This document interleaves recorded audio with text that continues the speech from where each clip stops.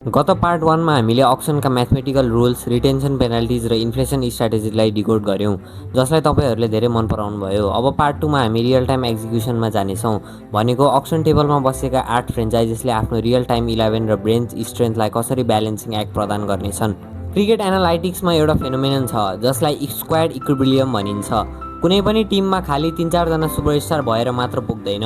बेन्चमा बसेका अनक्याप domestic प्लेयर्सको tactical value पनि बराबर हुन जरुरी छ। आजको यस भिडियोमा हामी रियल डाटा इन्डिकेटर्स युज गरेर प्रत्येक फ्रेन्चाइजिसको critical tactical triggers, upcoming domestic steal deals र अल्टिमेट ओभरसिज स्लट कम्बिनेसन्सलाई ग्रानुलर लेभलमा ब्रेकडाउन गर्नेछौँ। Let's dive deep. सबैभन्दा पहिला कुरा गरौँ रेनिङ च्याम्पियन्स लुम्बिनी लायन्स र रनर अप सुदूरपश्चिम रोयल्सको। यो दुई टिमको कोर रिटेन्सन स्ट्रङ भएको हुँदा उनीहरू अक्सन पुलमा खाली स्पेसिफिक ग्याप्स फिल गर्न मात्र इन्ट्रेस्ट देखाउनेछन्। लुम्बिनीको मेन फोकस एउटा रिलायबल डोमेस्टिक एङ्कर ब्याट्सम्यानमा हुनेछ जसले लो स्कोरिङ टर्न्समा इनिङ्स होल्ड गर्न सकोस्। त्यही माथि सुदूरपश्चिमलाई एउटा एक्स्ट्रा डोमेस्टिक डेथ बलरको म्यान्डेटरी रिक्वायरमेन्ट देखिन्छ।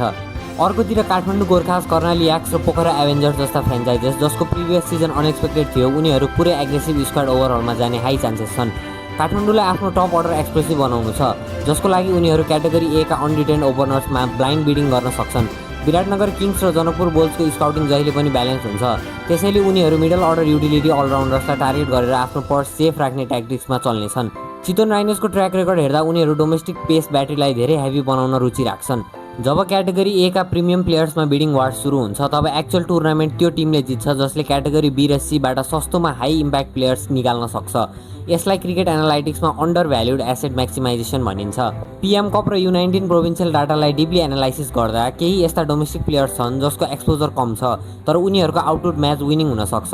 जस्तै मुलपानी र कृतिपुरका स्लो ग्रिपिङ पिचेसमा एउटा यस्तो लेफ्ट आर्म अर्थोडक्स स्पिनरको डिमान्ड हाई हुन्छ जसले पावर प्लेमा बलिङ गर्न सकोस्। त्यो स्पेसिफिक प्रोफाइलका यङ अनक्याप्ड स्पिनर्सलाई योपालि 2 देखि 4 लाखको ब्र्याकेटमा स्टिल डिल बनाउन सकिन्छ। त्यस्तै लोवर मिडल अर्डरमा डाइरेक्ट बाउन्ड्री हिट गर्न सक्ने प्रोभिन्सियल फिनिसर्स जसको नम्बर्स ब्याक एन्ड ओभर्समा एक्सेप्सनल छ, उनीहरूमाथि डाइनामिक बिडिङ हुन सक्छ। जुन फ्रेन्चाइजले क्याटेगोरी एमा आफ्नो बजेट ड्रेन गर्दैन, उनीहरू यस्ता डोमेस्टिक युटिलिटी एसेट्सलाई इजिली लक गर्न सक्नेछन्। अब कुरा गरौँ सबैभन्दा क्रिटिकल म्याट्रिक्सको, foreign slots optimization. NPL rules अनुसार प्लेइङ 11मा फरेन प्लेयर्सको चेन सेलेक्सन पुरै डोमेस्टिक कोरको कम्प्याटिबिलिटीमा आधारित हुन्छ।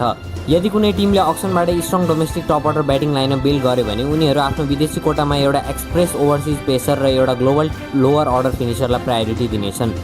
तर यदि अक्सन टेबलमा बिडिङ्स हाई भएर डोमेस्टिक बोलिङ लाइनअप विक भयो भने फ्रेन्चाइजिसले डाइरेक्ट विदेशी लिग्सबाट T20 स्पेसलिस्ट डेथ बलर्सलाई हेभी कन्ट्र्याक्ट प्रदान गर्नेछन्।